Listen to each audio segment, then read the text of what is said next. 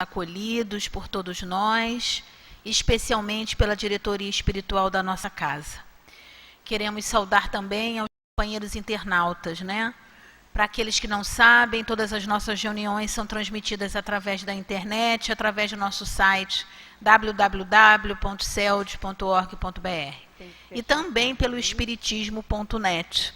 Então, a gente está dando boa noite a todos os companheiros que nos acompanham à distância através da internet. E vamos então à abertura da nossa reunião com a leitura da nossa página. Nesse horário, nós estudamos o Livro dos Médiuns na nossa casa, e quem vai desenvolver o estudo essa noite para nós é o seu João Maceió e a Joseli, que vai comentar o Evangelho durante os passes. Então, vamos à leitura da nossa página, que todos têm nas mãos, que é são palavras de Leon Denis, o diretor espiritual da nossa casa, do livro No Invisível, e o título é Casas Mal Assombradas. A história do espiritualismo moderno começou por um caso de obsessão. As manifestações da casa mal assombrada de Aidesville, em 1848, e as tribulações da família Fox, que a habitavam, são conhecidas. Nós a recordaremos apenas através de um pequeno resumo. Todas as noites, uma inteligência invisível aí se revelava através dos ruídos violentos e contínuos, abrindo e fechando as portas, agitando os móveis, arrancando as cobertas das camas. Mãos frias e rudes agarravam as jovens senhoritas Fox, e o soalho oscilava sobre uma ação desconhecida. Por meio de pancadas dadas na parede, cada letra do alfabeto sendo designada por um número correspondente de golpes, essa inteligência afirmava ter vivido na Terra. Ela soletrava seu nome, Charles Ronsna. Indicava sua profissão de mascate e entrava em muitos detalhes sobre o seu fim trágico, detalhes ignorados de todos, cuja exatidão foi reconhecida pela descoberta de ossadas humanas na adega, no lugar preciso designado pelo espírito como sendo aquele em que seu cadáver tinha sido enterrado após o assassinato. Essas ossadas estavam misturadas com restos de carvão e de sal, que demonstravam a intenção evidente de fazer desaparecer qualquer traço desse acontecimento misterioso. Os curiosos afluíram. A casa tornou-se insuficiente para conter a multidão vinda de todas as partes. Houve até 500 pessoas reunidas para ouvir os ruídos. E através dessa manifestação tão nova e tão estranha para aqueles que delas foram testemunha, numa choupana de um pobre vilarejo do estado de Nova York, na presença de pessoas de condições modestas, é que o segredo da morte foi divulgado por um ser invisível no silêncio da noite. Pela primeira vez, nos tempos modernos, um pouco de claridade filtrou sob a porta que separa o mundo dos vivos do mundo dos desencarnados. Leon Denis. Então, vamos agora, depois dessa página do diretor espiritual da nossa casa, vamos fazer a nossa prece.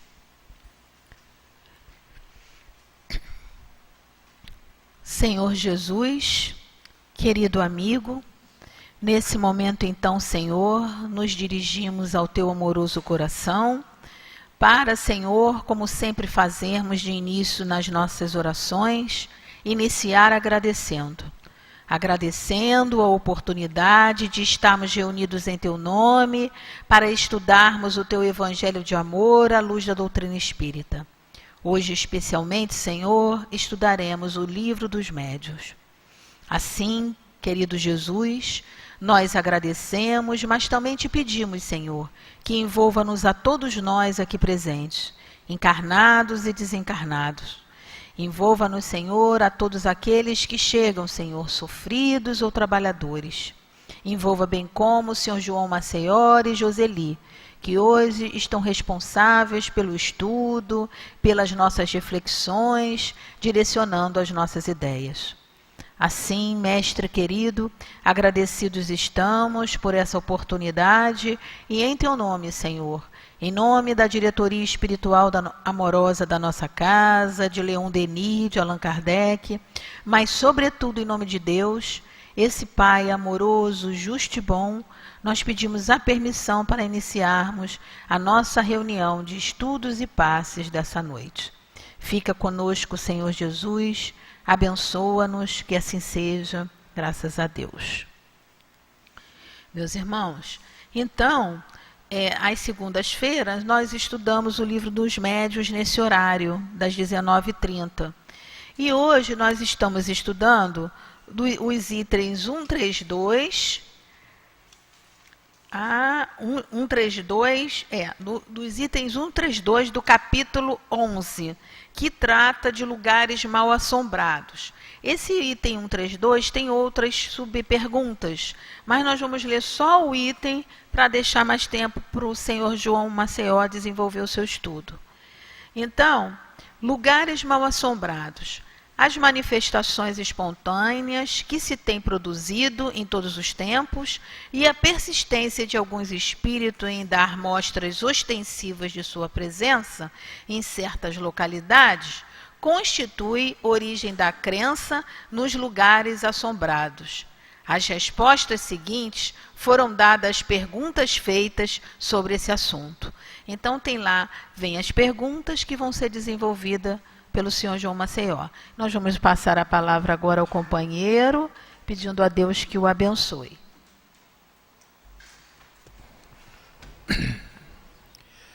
Meus queridos, boa noite. Que a paz de Deus continue com todos nós, por todo sempre, como nessa hora. Estamos mais uma vez com vocês, e eu peço sempre toda a paciência para nos aturar durante esse tempo. São 50 minutos, né? Que vocês têm que suportar. Há pouco tempo eu estive aqui com vocês e a gente repetindo se torna cansativo. Mas nós vamos procurar ser breve, o assunto é longo. E deixamos também um abraço fraterno da nossa casa, Vinha de Luz, que está em franco progresso. É pequenina, cabe aqui dentro desse salão, ainda sobra algum espaço. Mas o objetivo é divulgar a doutrina e está sendo feito com muito amor, com muito carinho. E hoje nós estamos aqui de posse do Livro dos Médiuns. Isso é um assunto que muito nos palpita desde que nós iniciamos o trabalho nas casas espíritas em 1960 aproximadamente, que uma das coisas que mais eu me dediquei foi esse assunto, com relação à mediunidade. Mesmo porque isso já vem nos chamando a atenção em alguns fatos que acontecem na nossa vida, desde a nossa infância, né? E a gente vem trabalhando em cima dessas observações que nos chamam a atenção e que não tem explicação. E é assim de grande importância. Na minha família, quando ainda pequeno, aos 10 para 11 anos de idade, a minha irmã teve um processo obsessivo, uma influência espiritual, e essa influência espiritual começou a me chamar a atenção já com os 10 para 12 anos de idade. Lá em 1949, eu estava trabalhando em um lugar que os homens não gostavam de trabalhar. Eu, naquela época, eu me considerava que não era homem, eu era adolescente. Eu era muito fraco, muito magrinho, muito ruim fisicamente, né? E precisava de sustentar a família e tinha um meio de apressar esse trabalho com mais atenção. Nas propriedades da minha família existiam alguns lugares considerados esses lugares mal assombrados. São fatos que eu estou conversando com vocês com toda a naturalidade, que aconteceu comigo mesmo. E aquilo me chamou a atenção. Os homens, os chefes de família daquela família, eles não iam lá nesse lugar trabalhar, porque era um lugar suspeito. Mas em vista da minha necessidade, eu desafiei e eu fui lá trabalhar nesse lugar, sabe? Um lugar assim, tipo um grotão assim, tipo coberto de folhas, de mangueira, um sombreado. E nesse lugar era um lugar assim muito ermo. E eu trabalhava ali, mas toda hora eu olhava para um lado, olhava para outro, como se tivesse alguém tomando conta de mim. Que são fatos que acontecem na vida da gente que fica sem explicação, mas hoje a gente tem. E eu fui trabalhar nesse dia, e quando aproximou-se assim em torno de 1 para 2 horas da tarde, eu olhei para um determinado lado, me deu a impressão, que não era impressão, era de verdade, que vinha alguém andando no caminho, na minha direção. Aqueles pezinhos de capim que existia na margem do caminho, eles abanavam. Quando a gente troca de passada, ele se mexe, né, com o vento que oscila dos nossos passos. E eu levava, porque era muito longe de casa, eu levava uma panelinha de barro com água. Eu botava na forquilha da mangueira para ela ficar se refrigerando ali na sombra. Essa pessoa que veio andando na minha direção, sem eu ver se fosse vidente, eu tinha felicidade de ver, veio, quando chegou encostada ao meu corpo, eu senti como se fosse a presença de uma pessoa encostada em mim. Essa pessoa veio e assoprou bem forte na panela, e a panela estourou e a água toda caiu. Eu fiquei decepcionado e eu entrei num processo assim, talvez, de influência espiritual tão forte, que eu fiquei como se tivesse sofrido uma cãibra generalizada em todo o meu corpo. E eu, naquela época, com 14 anos, acredito que este seja em 1949, surgiu dentro de mim essa ideia, né? Se existe essas manifestações que as pessoas falam que são mal-assombrados, elas não são um fato mal-assombrado, são espíritos que são donos daquele lugar, daquele trecho, daquele lugar onde eles estão morando ou convivendo com esse apego. Essas crendices do mal-assombrado, elas vêm desde antes, no Velho Testamento. A gente já encontrou muitos desses fatos. No livro de Tobias, tem observação nesse sentido, que Tobias ia para a roça e os espíritos iam confabulando com ele, 2, 3 espíritos conversando com ele.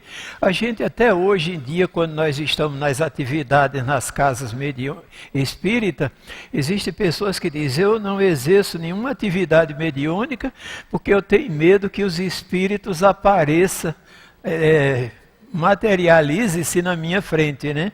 Porque é possível até a gente viajar na condução do lado de alguém que já desencarnou.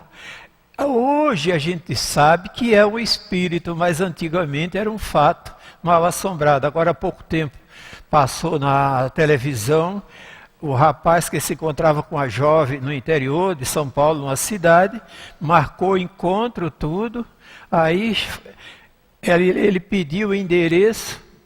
A moça teve dificuldade, mas deu o endereço mesmo assim. Aí ele foi parar na casa da moça. Quando chegou lá, a mãe da moça, que era já desencarnada, disse: não, eu tinha uma filha, mas ela morreu já faz alguns anos. E ela se encontra enterrada em tal lugar. E ele foi lá, estava enterrada, né, o túmulo dela, tudo direitinho. Mas a moça se materializava, encontrava com ele, marcou encontro, chegaram até a namorar e tudo. Que é triste namorar com o defunto, né? Deve ser triste. Mas esses fatos são as histórias e relatos que acontecem, né? No Fantástico passava antigamente umas reportagens sobre a vida espiritual. A coisa de uns 15 a 20 anos passados, tinha um trecho que apresentava essa narrativa, né? Uma senhora sofreu um acidente de carro com a família quase toda desencarnou, ela foi a principal figura do desencarne. Alguns estavam vivos, eles vinham de uma festa e ela se apresentava na margem da Presidente Dutra para fazer um sinal para que os motoristas parassem para socorrer. Aí ela pedia socorro, pedindo socorro a quem passasse, toda vestida, sapato alto, tudo direitinho, na beira da estrada. Quando o motorista parou, que voltou, quando chegou, não me encontrou. Mas ele olhou para um lado, viu o carro lá dentro do mato, de rodas para cima. Quando ele chegou lá, estavam os parentes dela ainda vivos, que precisava ser socorrido, mas ela, que era motorista, estava desencarnada no volante do ônibus. Então, esses fatos, a pessoa diz, é um fato mal assombrado, igual esse da minha infância, da minha adolescência. É um fato mal assombrado? Para nós hoje não existe mais isso.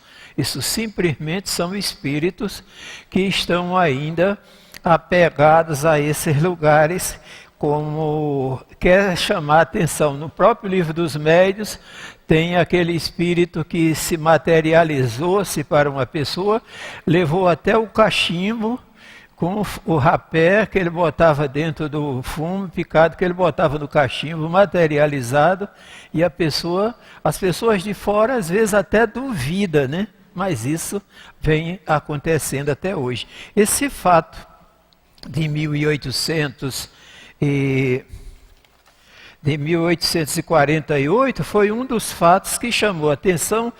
Até então, as pessoas não admitiam que os espíritos, depois de desencarnados, se comunicassem, ficassem tomando conta de algum lugar, ficassem convivendo com alguma coisa. A gente vê hoje até estudos feitos sobre antiquários, esses objetos velhos que a gente compra. Você chega nessas lojas que tem objetos velhos para vender, cadeira, sofá, cama. Eu trabalho num sítio, nesse sítio tem a dona do sítio, adora esses objetos. Telefone velho, globo, sofá, mesa com cadeira, eu até reformo para ela tudo.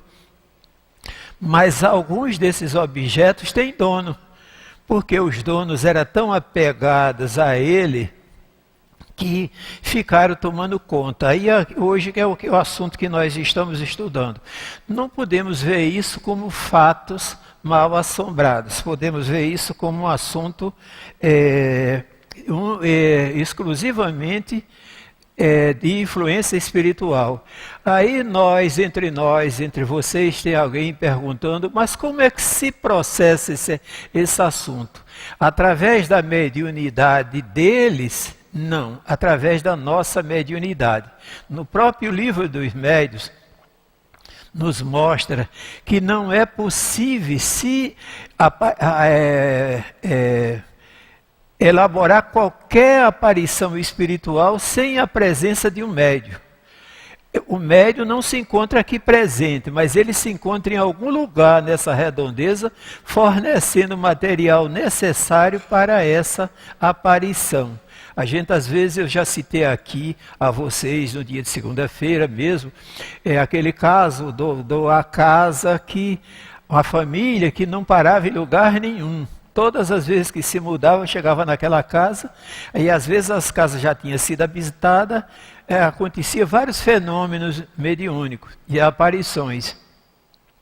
Aí procuraram todos os recursos, foram na igreja, foram num movimento espiritualista, aí foram no centro espírita, e lá no centro espírita eles chamaram a menina para fazer uma entrevista e disse, não, é que vocês têm uma menina em casa de 12 para 13 anos, que essa menina, ela tem uma mediunidade exclusiva, que tem esse efeito de materialização de fenômenos físicos.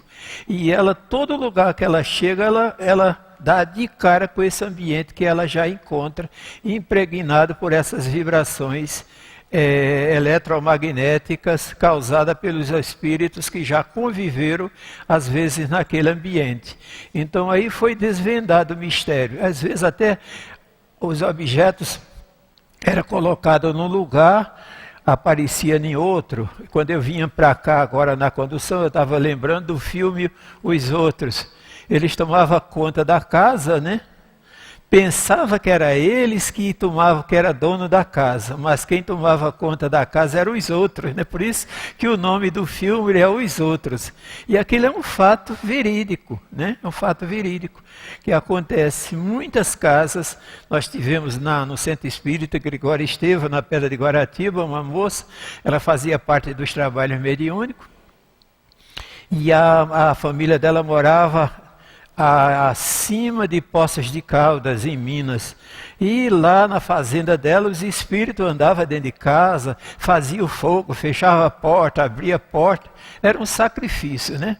Com certeza, depois que esse filme passou, os espíritos assistiram. Os espíritos devem ter assistido o filme, né? Aí se identificaram, porque é preciso que haja essa identificação. A gente não precisa ficar com medo da assombração nem dos espíritos, porque nós estamos rodeados de espíritos, tá, gente? Se eles aparecessem, uma vez uma moça chegou para mim, estava falando que se a mediunidade é uma coisa que se escolhe, que se a gente escolhe a nossa mediunidade, eu queria ser vidente. Aí eu contei a ela o que é que acontece em torno de nós, ela fez sinal da cruz, né? Diz que eu juro que não queria ver de jeito nenhum, porque tem as coisas mais horríveis, né? Aí diz aqui na primeira indagação, diz, os espíritos se apegam unicamente às pessoas ou também às coisas. Depende da elevação desses espíritos, depende deles. Existem muitos de nós, tem pessoas que têm medo do umbral, tem pessoas que têm medo da erraticidade, não é isso? Mas para nós, se a gente tiver até na erraticidade ou no umbral, como diz André Luiz, é interessante, porque nós já nos desprendemos desses condicionamentos aqui da Terra. Porque tem pessoas que dizem assim, gente, quando eu desencarnar, não quero ir para o umbral. Umbral, gente, é uma posição que a gente assume quando está aqui na Terra. Nós estamos aqui escolhendo agora o lugar para a gente ir para esse umbral nosso. Esse umbral nosso é uma conquista. A gente pensa que é uma infelicidade, mas não é. Infelicidade é você ficar tomando conta do carro dentro da garagem, desencarnar e voltar. O Richard Simonetti não tem uma página de Richard Simonetti que ele diz que quando a dona se concentrava na mesa mediúnica, na meditação dela aparecia um chevette velho, o espírito concentrado no chevette, que era tão apegada a esse chevette. Tem pessoas que pegam até o carro, leva para a rezadeira, não é isso? Para ver se tira o dono do carro de dentro do carro. É um sacrifício para a gente se desapegar. A gente queira ou não queira, a gente tem esses apegos. Tem pessoas que têm roupas dentro de casa. Essa roupa foi do meu casamento. Eu em casa eu tenho uma roupa minha de 3 anos de idade. Eu não dou fim àquela roupa, é um patrimônio, né? Eu fiz aniversário de 80 anos, eu levei a camisa preta que eu usei quando meu pai desencarnou. Quando meu pai desencarnou, eu estava com 3 anos. Aí eu não tinha dinheiro para comprar roupa, minha mãe tingia a roupa. Todas as roupas de preto, nem a minha camisa que foi tingida está em casa, guardada, é patrimônio. Quer dizer, quando eu desencarnar que alguém mexer naquela camisa, não se mete aí buscar a camisa não, tá bom? Que senão vai aparecer a mal assombrada do Maceió lá. Então todos dependem da nossa elevação. Tem os espíritos errantes, lugares da sua predileção, a indagação essa, a princípio ainda aqui no mesmo, os espíritos que já se não acham pegada à terra, vão para onde lhes oferece ensejo de praticar o amor. Esses espíritos que já estão na erraticidade, eles já estão livres, eles já estão libertos desses atavios. André Luiz, no livro Mecanismo da Mediunidade, ele fala que os nossos condicionamentos são fortíssimos. A gente pensa que não, mas são fortíssimos. Joana de Ângeles tem uma obra intitulada Ser Consciente, que ela fala que nós saturamos os objetos, as coisas, os lugares. Tem pessoas que dizem, minha xícara, eu só sento nesse lugar, só bebo água nesse copo. uma dessas observações, através de pesquisas, uma certa pessoa sofria terrivelmente de dor de cabeça. E ele tinha comprado uns óculos, uma armação de óculos velho.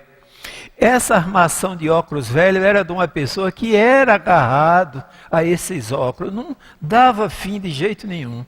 Então, quando ele usava, essa pessoa viveu a vida toda sofrendo de uma enxaqueca, de uma dor de cabeça. Desencarnou e essa dor de cabeça ficou impregnada nos óculos, e essa pessoa usava os óculos velho e não tinha remédio que desse jeito, porque a pessoa usou o óculos do defunto, como diz Leon Denis. Leon Denis ele chama de defunto, né?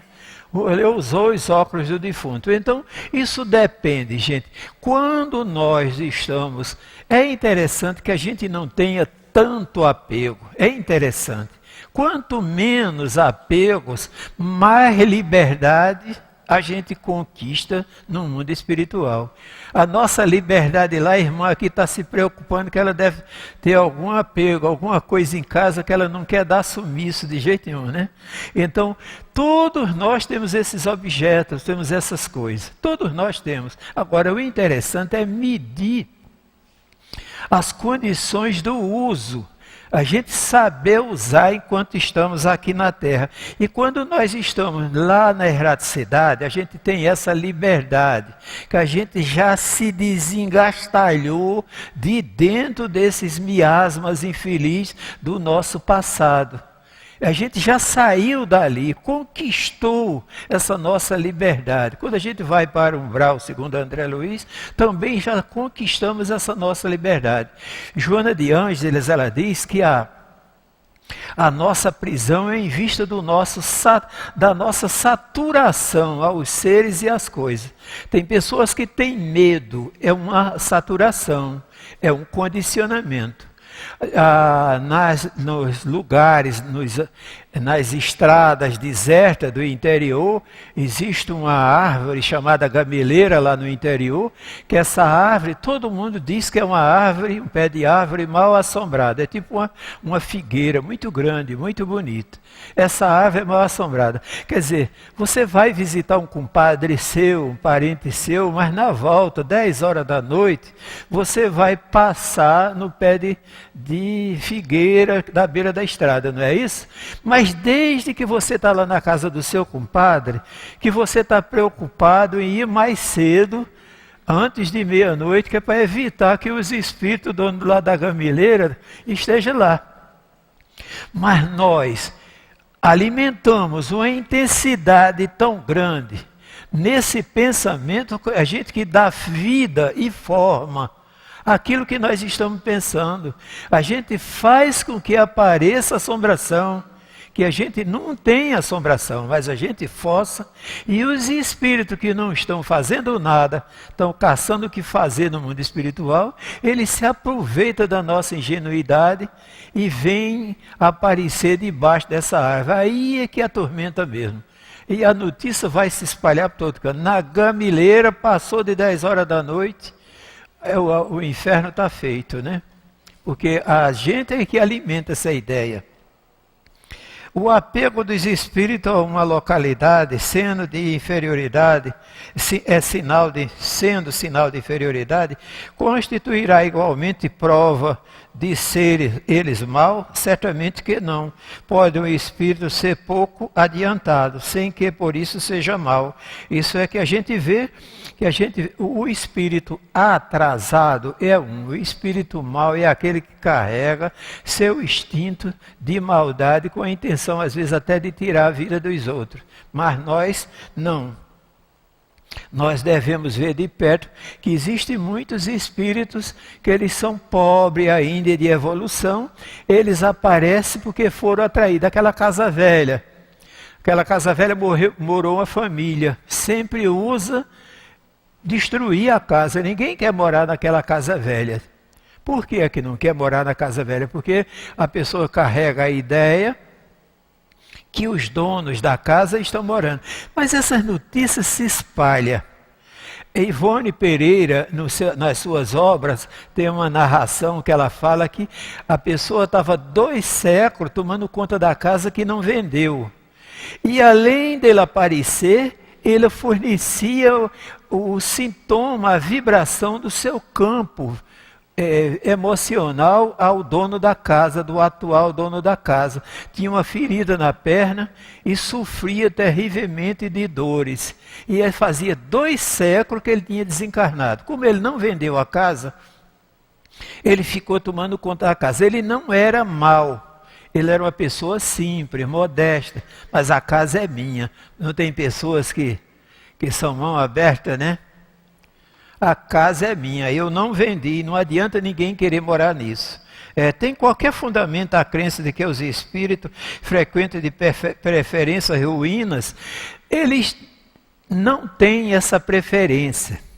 Segundo o nosso querido André Luiz, eles não têm a preferência, mas nós o atraímos com os nossos chamamentos espirituais, nossas intuições espirituais, força esses espíritos a se ligar pelo processo vibratório e se relacionar conosco e aparecer nesses lugares que a gente às vezes fica assustado. Em geral, essas crenças populares guardam fundo de verdade. Qual será sido a origem da crença dos lugares mal assombrados? Aqui essas perguntas. No fundo de verdade está as manifestações dos espíritos, na qual o homem instintivamente acreditou desde todos os tempos.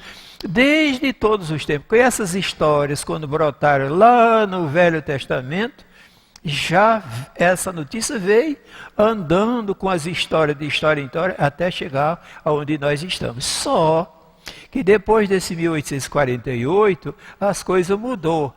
Porque começou a se identificar que isso não era um mal assombrado, isso não tinha nada de errado. Eram os espíritos que provocavam esse chamamento. Nessa casa era o espírito que queria se identificar com a família, ele queria dizer que ele existiu.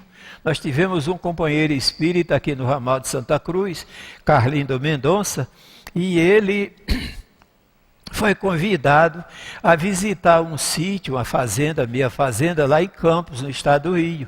E ele chegou lá na casa, ele falou com as pessoas logo no caminho. Ele disse, se vocês verem eu falando sozinho, eu não estou falando só.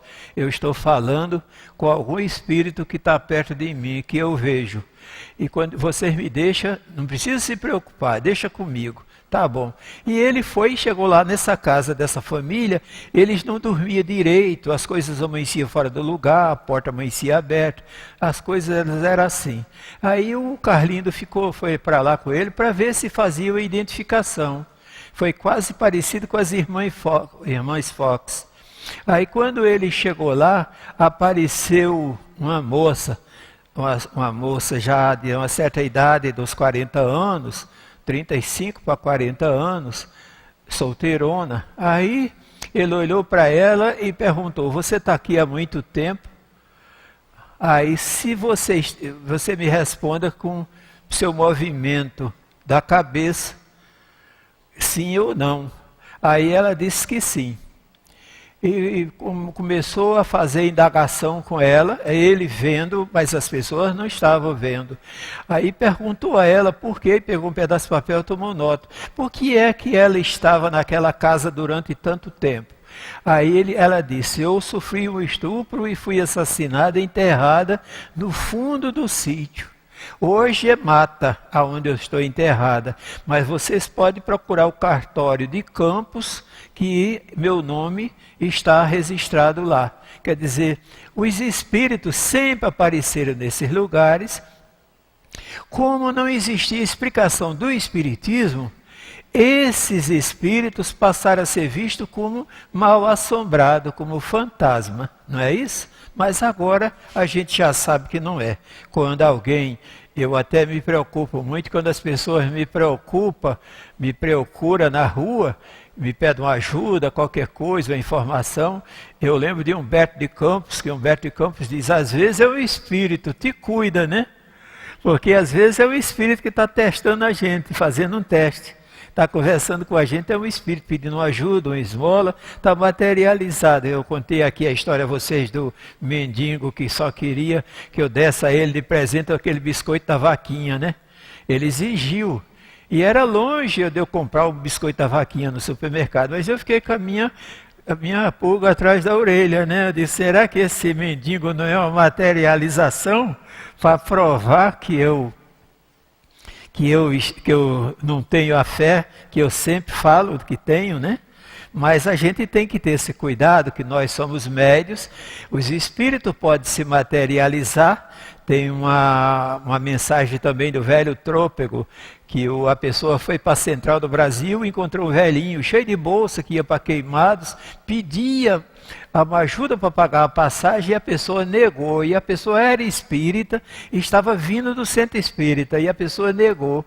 Quando ele chegou dentro do trem que ele viajou, ele se identificou com o seu sentimento, disse, o velhinho estava necessitado mesmo, por que você não deu? Aí ele chegou em Cascadura, pegou outro trem de volta e voltou para a central. Quando chegou na central estava o velhinho com as bolsas. O trem que o velhinho precisava pegar para Queimados já tinha partido. Mas o velhinho estava lá, ele disse, não, eu vim para lhe atender, eu não tinha dinheiro trocado, mas agora tenho. Ele disse, não, meu filho, naquela hora eu estava precisando. Agora, para o que eu preciso, eu posso voltar amanhã para me encontrar com as pessoas. Aí ele disse, que infelicidade, né? Essas coisas que a gente pode ser surpreendido com esse fantasma, né? Com esse mal assombrado. Aí quando chegou no meio da semana, ele foi para o centro, para a reunião. Quando chegou lá na reunião mediúnica, através do médium, apareceu o velhinho. O velhinho disse, eu sou o velhinho da central que te pediu ajuda. Está entendendo? Só para testar a sua qualidade como espírita sincero e fiel, tá? Ele ficou decepcionado. Então é interessante a gente, quando andar na rua, que alguém se aproximar da gente pedindo algum auxílio, a gente deve desconfiar, tá? Em vista disso, parece que se deve considerar absolutamente falsa a crença dos lugares mal assombrados. Dissemos que certos espíritos podem sentir-se atraídos pelas coisas materiais, pode sê-los por determinados lugares. Os espíritos, como eu já falei, eles podem ter predileção por lugar e por objetos, como eu falei do antiquário. A que circunstância pode se induzir a buscar tais lugares? A simpatia de algumas pessoas que se frequentemente, ou o desejo de que elas se comuniquem. Entretanto, nem sempre anima a atenção louvável, quer dizer, eles procuram sempre através dessa vinculação, que eles estão por laços de afinidade, ou às vezes até por simpatia. Tem espíritos que talvez já tenham se encontrado com a gente em vidas passadas. Essa palavra talvez dentro do espiritismo ela não funciona. Mas a gente às vezes vê que tem pessoas que têm uma vaga impressão que eu já te conheço, não é isso? Eu tenho a impressão que eu já te vi, mas a gente já se viu mesmo. Nós só estamos juntos por laços de afinidade, até no que não deve ser feito. Quando a gente vai fazer o que não deve, tem alguém que se junta por laços de afinidade negativa para nos arrastar para o caminho da desordem. Então esses espíritos eles são atraídos por essa simpatia e às vezes é por lugares, né? Os lugares assombrados sempre dão por antigos habitantes deles, sempre não. Às vezes por quanto, se é um antigo habitante de um desses lugares, é espírito elevado. Às vezes a pessoa que habitou nessas casas eram pessoas boas. Eu fui visitar uma fazenda tipo excursão em Vassouras, lá tem as fazendas do café. Tinha aquela fazenda secretária. Naquela fazenda secretária ela é dividida em 3 espaços. Um espaço social para receber as visitas, um espaço íntimo que é para a família, tinha o espaço religioso e tinha o espaço da escravidão. Lá ali tinha tudo, né? Mas a vibração que eu registrei lá, em todos os 3 departamentos, social, íntimo e do padre, eu encontrei a vibração positiva. Eu não visitei o ambiente das escravidão. Mas segundo me contaram, que diz que a vibração também era boa, que eles eram bem tratados. Mas quando eu saí dali, fui na cidade. Na cidade tem uma fazenda lá, que era de um secretário que negociava as coisas do café. Ali naquela fazenda, quando eu entrei, que eu cheguei no meio do salão, eu voltei. Eu não estava me sentindo bem, estava passando mal naquela época da respiração, e eu senti que não ia dar certo em vista da carga vibratória. Porque os ambientes onde nós vivemos, convivemos e nos relacionamos, eles ficam impregnados com a nossa vibração. É tanto que agora nós estamos passando por essa transição planetária, moral do mundo, e a espiritualidade está pedindo que a gente tenha um cuidado assim todo especial com o nosso campo emocional. Aonde você estiver, que você seja um orvalho de luz, que você seja uma centelha divina, que você não deixe se contagiar com o ambiente. Faça tudo para isso, para que tudo possa acontecer de melhor. De onde nasce a ideia de que os espíritos vêm durante a noite? É sempre os lugares obscuros, é uma prova do nosso atraso, né? E a produzem na imaginação. Todas as crenças são superstições que o conhecimento racional do Espiritismo destruirá. Tudo isso vai acabando com o tempo, né? Sendo assim, por que então que alguns espíritos anunciam sua vinda e as suas manifestações para certos e determinados dias, como sexta-feira, por exemplo? Isso faz espíritos que aproveita da credulidade das pessoas. É tanto que até nos trabalhos, nos centros espíritas de Umbanda, os espíritos só se aparecem como preto velho porque o povo quer que eles se apresentem como preto velhos. As pessoas acham que só pode curar se tomar um banho, só pode fazer isso. E no outro dia eu estava fazendo um trabalho que eu sempre faço da divulgação da doutrina espírita, é pura e sincera. Joana de Ângeles, ela fala que a nossa liberdade desses condicionamentos está na nossa confiança em Deus. Libertação pelo amor. A Joana fala sobre isso. Emmanuel também fala. Emmanuel, até dentro do campo da mediunidade, ele tem Mediunidade e Sintonia, de Emmanuel. Esse livrinho é um livrinho assim, muito pequeno, que ele fala que todo esse campo de sintonia com o mundo espiritual está dentro de nós. Mas depende da nossa posição moral, aquilo que a gente emite de dentro de cada um de nós para atrair os espíritos superiores ou inferiores, até nos lugares onde a gente se encontra, né?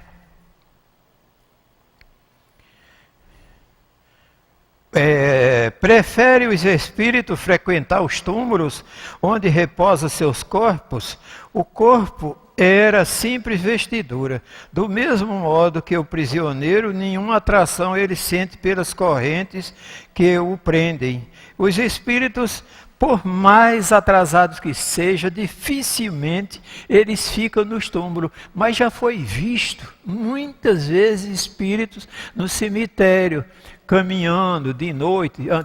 Na década de 60, aqui no Rio de Janeiro, ainda existia bonde, existia uma moça que pegava o bonde próximo a São Cristóvão e viajava de bonde para o cemitério do Caju.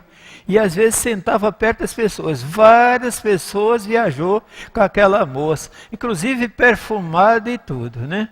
Toda arrumadinha. Quando chegava lá, ela dava tchau, descia do bonde e entrava no cemitério. Aquilo é né? Pessoas... Já imaginou viajar com passageiro desse? Porque são apegos. A gente fala sobre condicionamento, sobre essa saturação mental. Quando nós estamos ainda hoje fechados, sem aceitar a reencarnação, nós ainda aceitamos a morte, gente. Nós ainda aceitamos a morte. A morte, eu estou usando a palavra morte, que eu já fui advertido pelos espíritos que eu não usasse essa palavra. A morte é para quem morre, tá? A morte é para quem morre.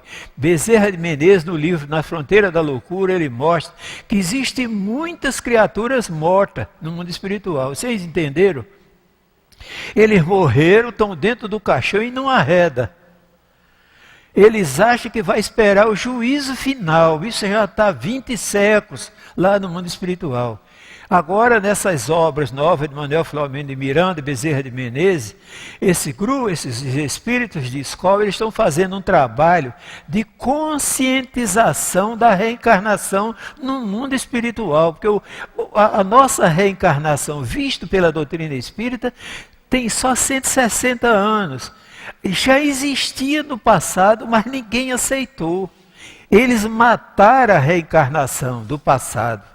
Essa reencarnação que nós estamos falando agora, a gente se identifica com a nossa vida, com os nossos atavios, com os nossos costumes, com os nossos vícios, tudo nós nos identificamos com isso do passado. Só a doutrina espírita que veio nos trazer esse esclarecimento. É interessante que a gente se liberte disso, para a gente não voltar para o mundo espiritual e ficar morto. Se tem um cemitério, lá foi um cemitério, acabaram com o cemitério e plantaram batata, se a pessoa for andar lá de noite, vai encontrar os defuntos, que ainda estão enterrados lá, se já faz 10. Em Campo Grande tem um cemitério dentro de Campo Grande, ali detrás da Coronel Agostinho, perto daquela igreja Nossa Senhora do Desterro, ali tem um cemitério. E ali tem dois centros espíritas que fazem o trabalho. E ali tem uma grande polêmica de inimizade de espíritos que foram jesuítas, que era contra a implantação do cristianismo através do espiritismo na área da zona oeste de Campo Grande. E eles ainda trabalham até hoje, quer dizer, agora é estacionamento de carro. Com certeza esses espíritos deviam pegar uma carona e sair lá de dentro desse cemitério, né? Nesses carros que estacionam lá, porque eles ainda estão lá, tomando conta. E a pessoa cai dentro dessa vibração negativa. É interessante a gente se libertar. Seria agradável em qualquer outras as preces que a eles são feitas juntos dos túmulos dos seus corpos. A prece, bem sabes, é uma evocação que atrai os espíritos. Tanto maior foi a ação terá, quanto mais fervorosa e sincera for. Nós sabemos que a oração, ainda mais falar desse assunto comigo, eu tenho uma verdadeira admiração pela oração. Eu já hoje orei por todos vocês, tá? Já pedi a Deus com todo carinho, com todo amor, porque vocês estivessem bem bonzinhos para me aturar esse tempo todo, né? Então eu oro toda terça-feira, eu oro pelo Brasil, pelo estado do Rio de Janeiro, pelo mundo inteiro, pelos meus amigos, pelas pessoas que estão passando mal, doentes, pelos aqueles amigos que já desencarnaram. Toda terça-feira, entre 10h30, 10, 11 horas da noite, eu faço isso. Sem um compromisso, porque a gente tem um compromisso marcado no culto do Evangelho. Eu realizo o culto do Evangelho dia de sábado, no horário de 8 às 9. Mas essa oração que eu faço é especial para o Brasil e para o mundo. Para todas as pessoas que eu encontro nas casas espíritas, que elas sejam influenciadas pela graça de Deus. Eu peço isso de todo o meu coração. Quando eu me levanto de manhã, eu oro, agradeço a Deus ter acordado. Porque tem muita gente que desencarna dormindo, né? Se eu acordei, mesmo que eu tenha dúvida, né? Que existem dias que a gente acorda que parece que não acordou. Parece que ainda está, não é? Feito o caso que eu falei a vocês, que eu sofri a ação de um raio num dia de um temporal. Eu estava indo para o centro espírita. Veio um raio por cima da rede de alta tensão. Quando chegou pertinho de mim, descarregou próximo a um transformador. E a gente não desencarnou. Mas aquela tocha de fogo, aquela ação que aconteceu, parecia que a gente tinha passado para outro mundo. Aí eu, de brincadeira, quando eu cheguei no centro, eu falei com o pessoal disso: vocês acham que eu estou vivo? Vocês têm certeza? Eu quero que vocês me examinem, porque eu tenho a impressão que eu desencarnei agora há pouco. Quer dizer, a gente fica com essa dúvida, que passar desse mundo para o outro é um relapso, é um instante, né? Então a gente deve estar sempre preocupado. Se nosso objetivo é esse, eu tenho uma verdadeira admiração pela doutrina espírita. Eu quero ver todos felizes. Se nosso objetivo é esse, a prece tem sentido? Tem. Quando a gente for fazer a prece, o nosso tempo é pouco. Quando a gente for fazer a prece, a gente lembra, tem um querido nosso chamado Manuel Filomeno de Miranda e outro chamado Bezerra de Menezes, outro grande amigo chamado Francisco de Assis, que a gente associa a nossa prece a quem está perto de nós. E a gente faça a oração sempre fazendo com que ele vivencie os seus sentimentos. Senhor, nesse instante que eu estou em comunhão de sentimento contigo, recebendo as vibrações da tua bondade, que essa vibração de amor e de bondade, que ela se encontra nesse instante influenciando a minha vida, fortalecendo essa pequena fé que contém dentro, eu ando com ela em todos os instantes da minha vida, querendo pôr em prática, Senhor. Deixa, Senhor, que todos se contagiem com essa beleza que eu estou sentindo nesse instante. Que eles pensem como eu estou pensando. Que eles vivam a tua graça como eu estou vivendo nesse instante. Vivenciando a tua misericórdia. Que os espíritos, eles acompanham a gente com o pensamento, eles acompanham. A gente não ora fazendo oração para esses espíritos que estão aqui no mal assombrado, pedindo a eles para se afastar, não, gente. Porque quanto mais a gente afastar, eu já estive contando a vocês daquele sapinho que tem no interior, a gente varre ele hoje de detrás do pote, quando amanhã ele está detrás do pote de novo. A gente varre quando amanhã ele está... Os espíritos teimosos, vingativos, eles são assim. Mas o que é que a gente faz para convencer esses espíritos? Sensibilizar com o nosso amor. Sensibilizar, fazer com que ele sinta a gratidão de Deus que você está sentindo em teu coração.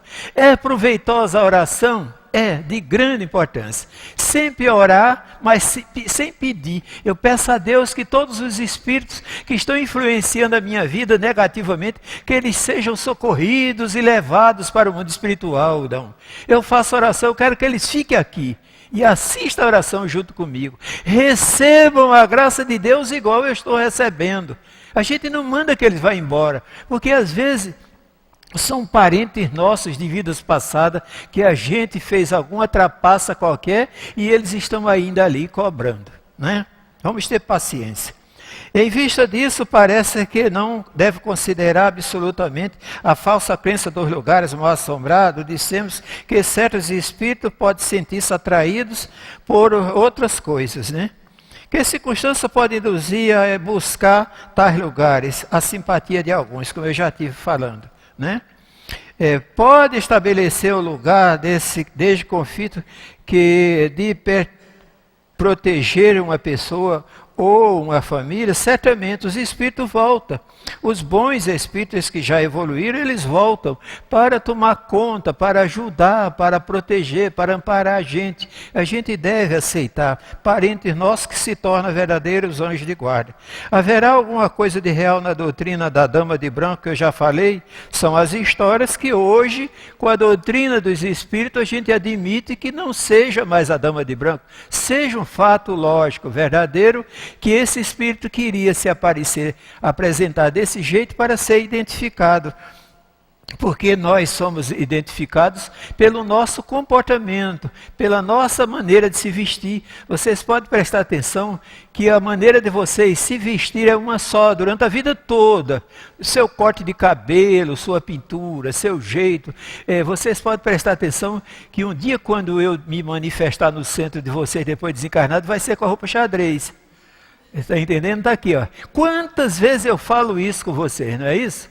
Porque eu tenho essa predileção por essa roupa. Meu corte de cabelo é esse, minha roupa é essa, a cor da minha roupa, meu jeito de ser é esse. É esse jeito que eu vou levar para o mundo espiritual. Por isso que a Dama de Branco se apresentava de branco, né? Haverá meios de expulsar os espíritos. Um dos meios mais eficazes, eu toquei nesse assunto agora, é você sensibilizar pela tua bondade, sensibilizar. Aí a gente faz uma pergunta: conta. E quando são teimosos esses espíritos renitentes, insistem em te obsidiar, procuram um jeito todo especial de envolver na tua beleza. O nosso querido Djalma Santos, eu já toquei nesse assunto a vocês há pouco tempo, nesse livrinho sobre transição moral do homem, planetária moral do homem, tem um capítulo que ele fala do campo eletromagnético. Esse campo do nosso magnetismo, ele age em silêncio. Todas as vezes que você pensa no bem, age no bem, vivencia a bondade de Deus em teu coração, não precisa palavra. Você, como disse Jesus, você já está sendo uma prece. E você contagia com o teu campo eletromagnético. Os espíritos, por mais inferiores que eles sejam, eles se identificam com isso. Manuel Filomeno de Miranda, ele conta que os espíritos sofrem verdadeira repugnância pela luz do Cristo.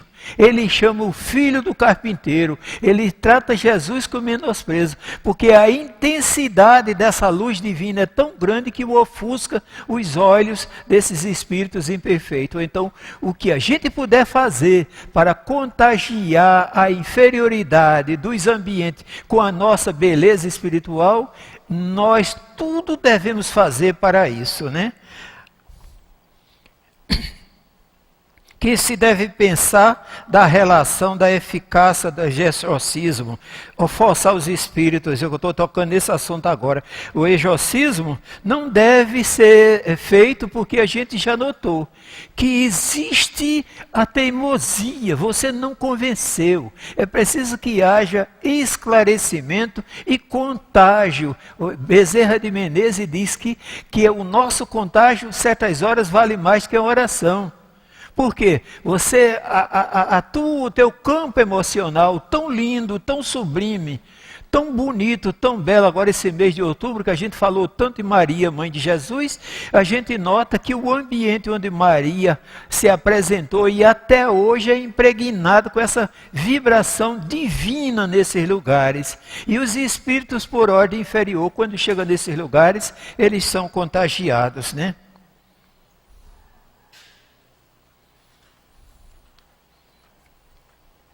Então, resulta da explicação acima que deve os espíritos que prenda certos lugares, de preferência permanecer neles. E para não, a pessoa diz, vamos fazer um trabalho lá na casa para a gente afastar os espíritos. Não, a gente vai fazer um trabalho lá na casa para contagiar os espíritos que estão naquela casa morando.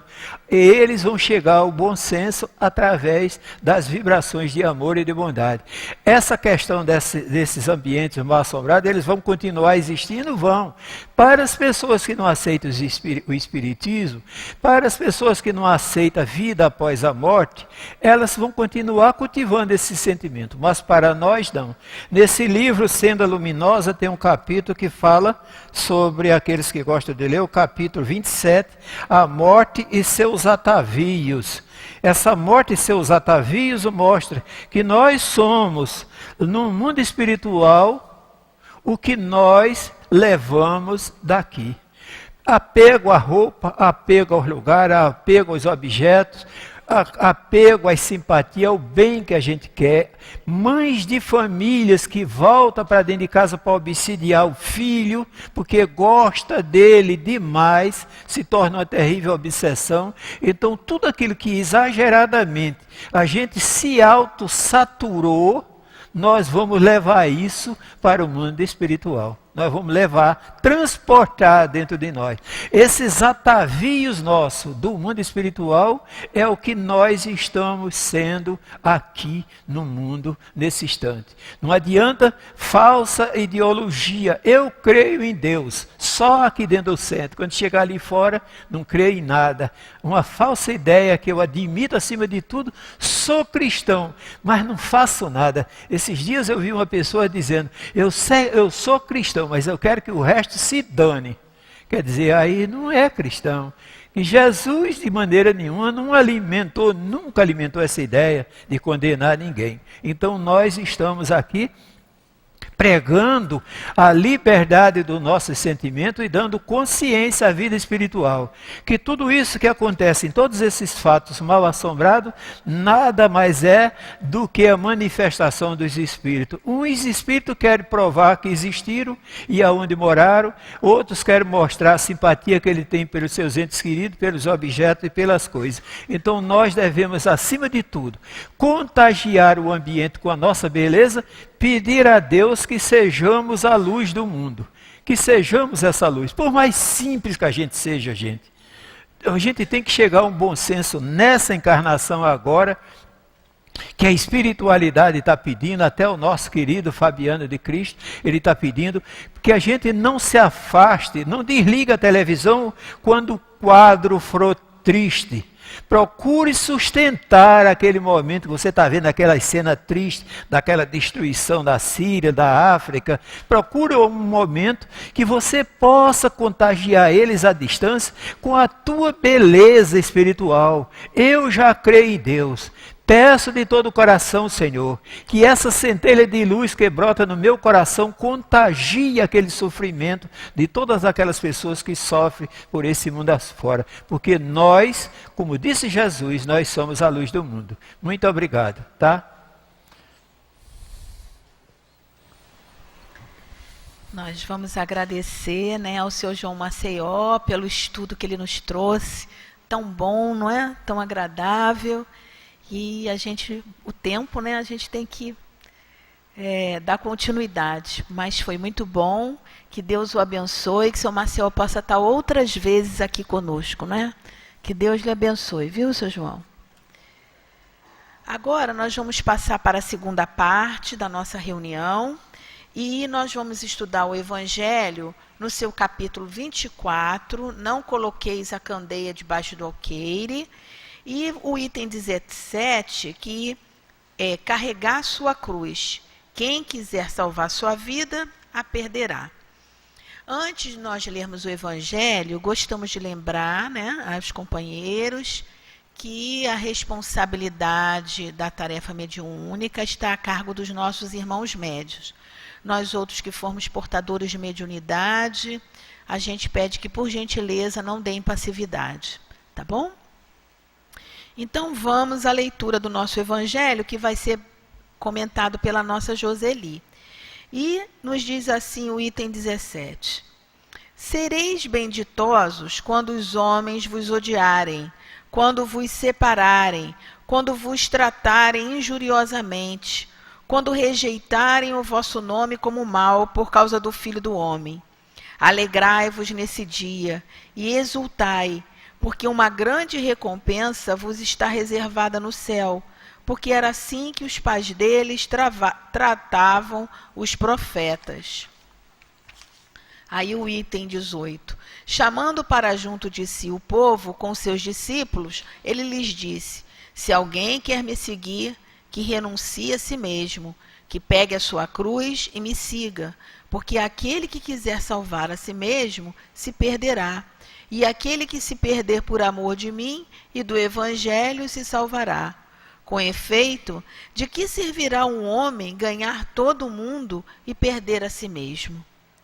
E aí o item 19 vem o comentário que diz assim: alegrai-vos, disse Jesus, quando os homens vos odiarem e vos perseguirem por minha causa, porque vós sereis recompensados no céu. Essas palavras podem assim ser traduzidas: sede felizes quando os homens, por sua má vontade para convosco, vos fornecerem a ocasião para provar a sinceridade da vossa fé, porquanto o mal que fizerem resultará em vosso benefício. Lamentai-vos por sua cegueira e não os amaldiçoeis. Depois acrescenta que aquele que me quer seguir, pegue sua cruz, isto é, que suporte corajosamente as dificuldades que a sua fé lhe acarretar, porque aquele que quiser salvar sua vida e seus bens, renunciando a mim, perderá as vantagens do reino dos céus, enquanto que aqueles que perderem tudo aqui na terra, mesmo a vida, pelo triunfo da verdade, receberão na vida futura o prêmio pela sua coragem, pela sua perseverança e sua abnegação.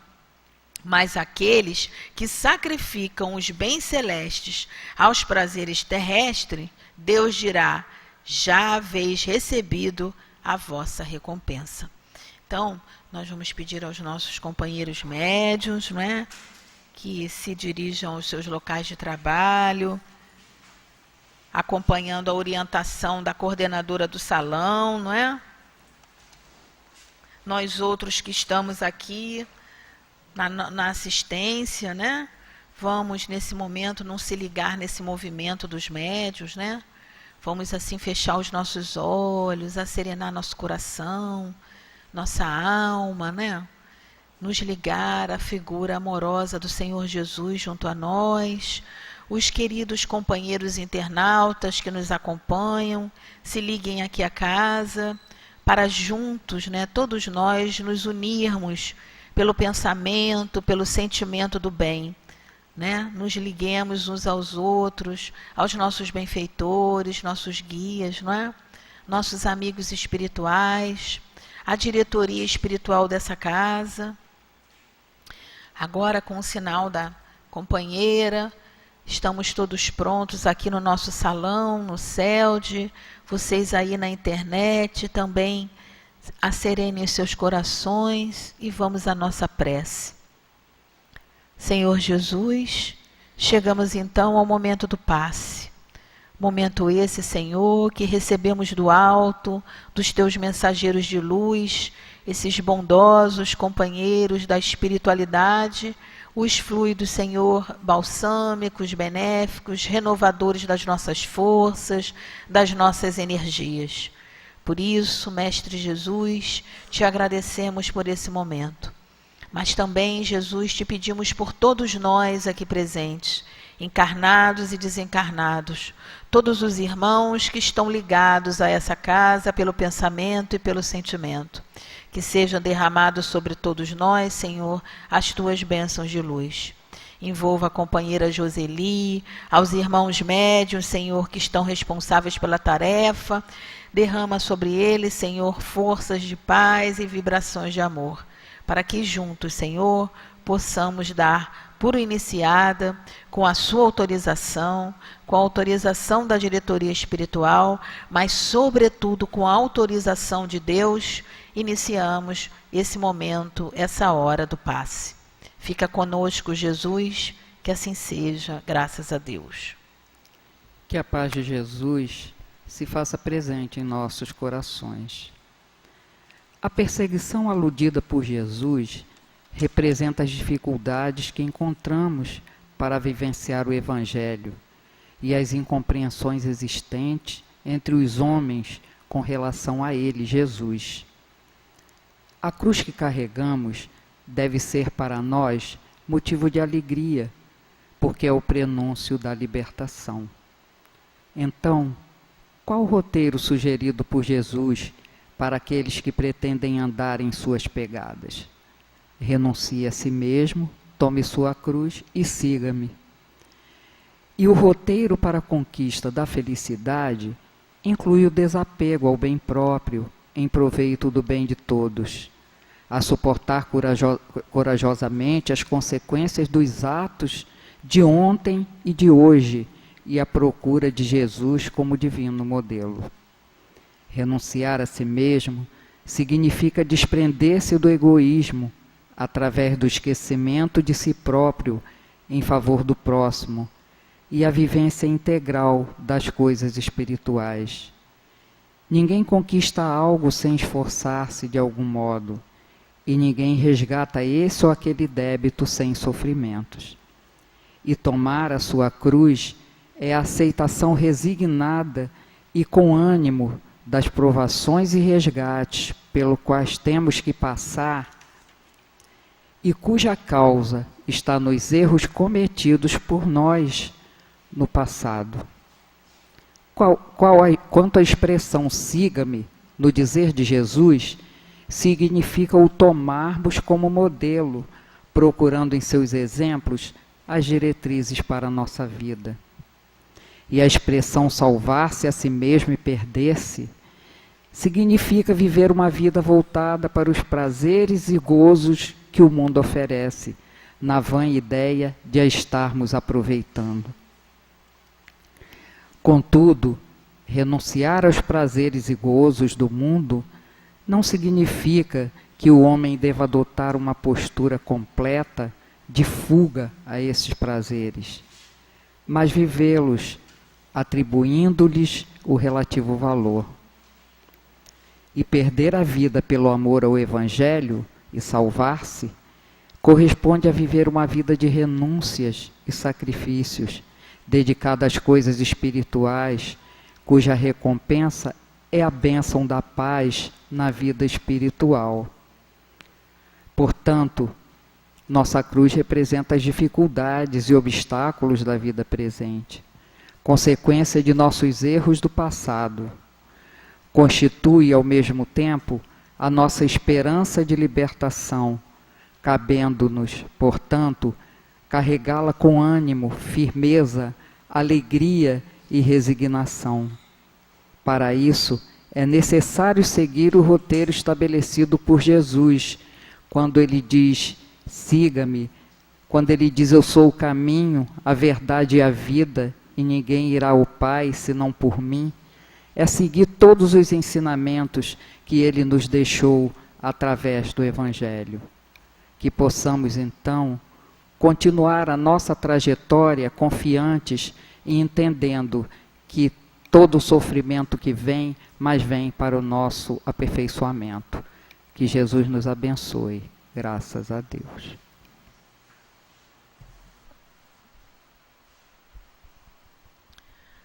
Vamos então encerrar nossa reunião com a nossa prece, não é?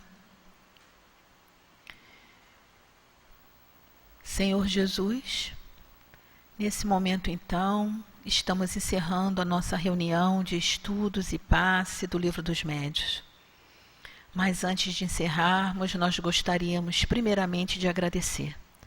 Agradecer por ter podido chegar até aqui, Senhor, todos nós. Nessa reunião que foi tão boa, de aprendizado, de estudo, que tivemos a oportunidade de receber dessa espiritualidade amiga, essa vibração de paz, de esperança, essa sustentação, Senhor, para os nossos espíritos. Então, as nossas palavras sejam de agradecimento, mas também, Senhor Jesus, nós te pedimos que nos abençoe, que envolva o nosso coração, o nosso pensamento, fortalecendo, Senhor, a cada dia os nossos passos, os nossos sentimentos no bem. Senhor, te pedimos também pela nossa cidade do Rio de Janeiro, pelo nosso país, Senhor, pelo nosso povo, que possamos cada vez mais ter a proteção e o amparo, Senhor, do alto. Que possamos também, Jesus, retornar aos nossos locais de origem com proteção, com amparo, Senhor, com sustentação até a nossa casa, até aonde temos que chegar. Sim, querido Jesus, em teu nome, em nome da diretoria espiritual amorosa da nossa casa, de Leon Denis, de Allan Kardec, mas sobretudo em nome de Deus, nós pedimos a permissão para encerrarmos a nossa reunião de estudos e passes em torno do Livro dos Médiuns. Fica conosco, Jesus, abençoa-nos, que assim seja, graças a Deus. Vamos em paz.